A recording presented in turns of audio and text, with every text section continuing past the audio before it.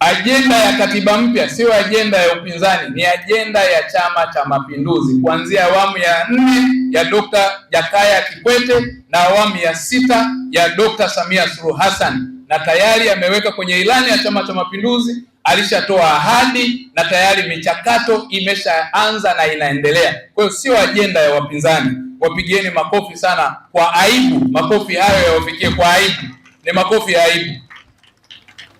Kwa hiyo ajenda hii sio mpya, wala jambo la kusema kwamba katiba mpya. Mtakumbuka katika awamu ya 4 ya Dr. Jakaya Mrisho Kikwete, kwa nia njema serikali ikatenga fedha, wabunge maalum wakateuliwa. Walivyoenda mle, ni hawa ndugu zetu ndio walioenda kupinga, wakatoka wakaanzisha kitu kinaitwa UKAWA, Umoja wa Katiba ya Wananchi. Uongo kweli? Walivyopinga wakatoka nje, hawakurudi tena. Fedha, mabilioni ya fedha yaliteketea ya Watanzania. Rasimu ya Warioba ikabaki pale.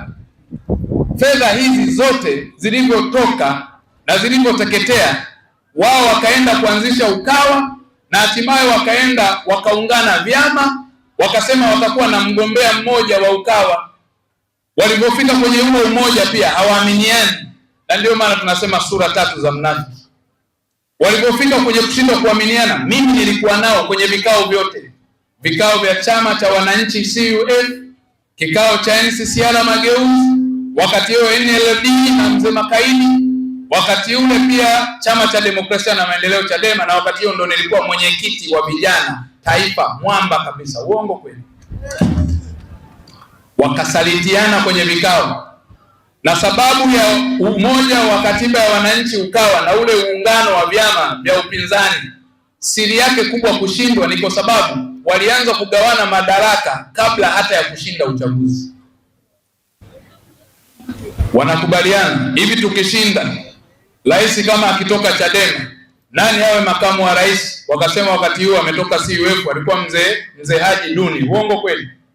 Wakasema mzee Haji Duni ndio makamu wa rais. NCCR wanauliza, sisi tukishinda hiyo nchi mtatupa wizara gani?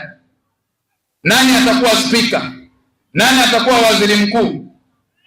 Wakaanza kugombana. NLD anataka, NCCR wanataka, lakini pia na vyama vingine. Wakaanza vikao vya kugombania mgawanyo wa madaraka, tukaanza kuvifanya kwenye maeneo mbalimbali. Leo sina muda, ningeweza kuambia vizuri. Ikaparanganyisha UKAWA, na matokeo yake wengine wakaja wakamchukua mzee Lowassa kipindi kile alipoingia kwa hati ya dharura, akaenda kuwa mgombea. Hawakujua CCM iko huko, na ukiwa mwana CCM ni mwana CCM daima. Mzee Lowassa akawaangalia akasema hamna chama hapa, akawapigia bye bye, akarudi zake Chama cha Mapinduzi, wakabaki wanagombana. Makofi mengi kwa akili kubwa ya Ligoyai Lowassa. Lakini pia wakati wanagombania madaraka ya nafasi hizo, ndio kikawa chanzo cha kusahau madai ya katiba, cha kusahau utaratibu wa katiba na kuzika mabilioni. Wakaja kwenye kugombania madaraka, vyama vikaparanganyika, wakashindwa tena kuendelea mbele. Sasa ndugu zangu, niwaulize ndugu zangu wa Zanzibar, hapo sisi Usukumani huwa tunajiuliza, mmeenda kuwinda, hamjampata swala, mnaanza kugombana nyinyi wawindaji kwa visu na marungu, kwamba tukimpata swala mimi nitachukua paja, huyo atachukua kichwa. Wakagombana hata huyo swala hawajampata. Ndicho walichofanya UKAWA. Wazomeni. Leo hawa wanataka nchi hii tuwaamini. Tuwaamini kwa sura gani kama wao wenyewe wameshindwa? Kwa hiyo ndugu zangu, vilivyobaki kule ni vyama bendera, lakini ukombozi wa nchi hii na wa kweli utatoka Chama cha Mapinduzi. Na huo nataka niwaambie ukweli leo. Yale mengine yaliyoyafanya, yapo mengine juzi wanakuja kudai, wanasema watu wanavunja katiba.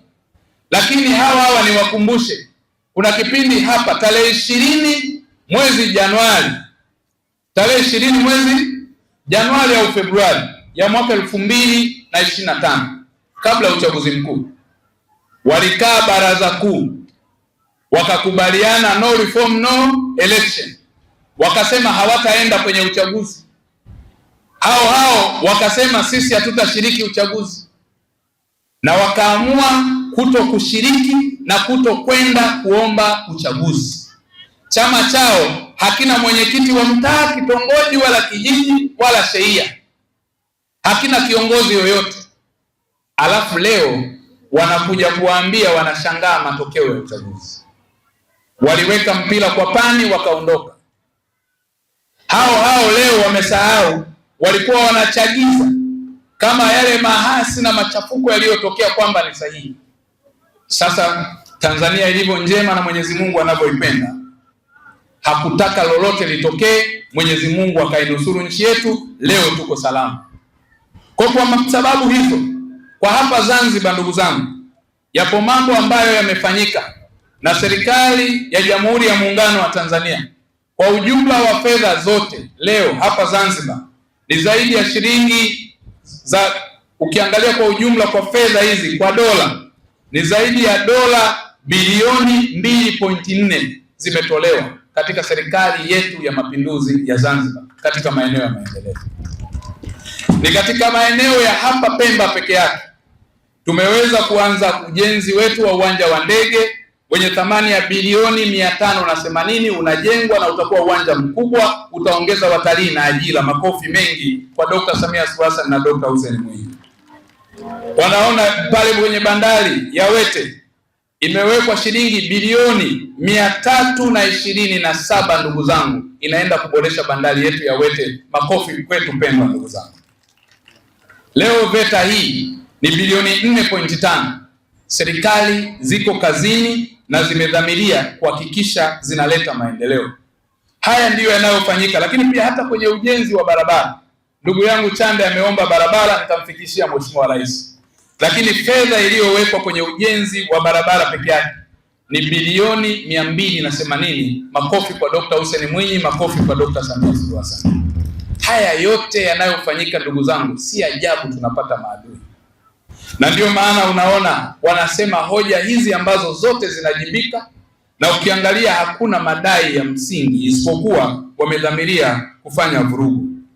Ndugu zangu, katika haya ambayo yanafanyika kwa upande wa Pemba, hivyo hivyo Unguja yanafanyika na Tanzania bara yanafanyika.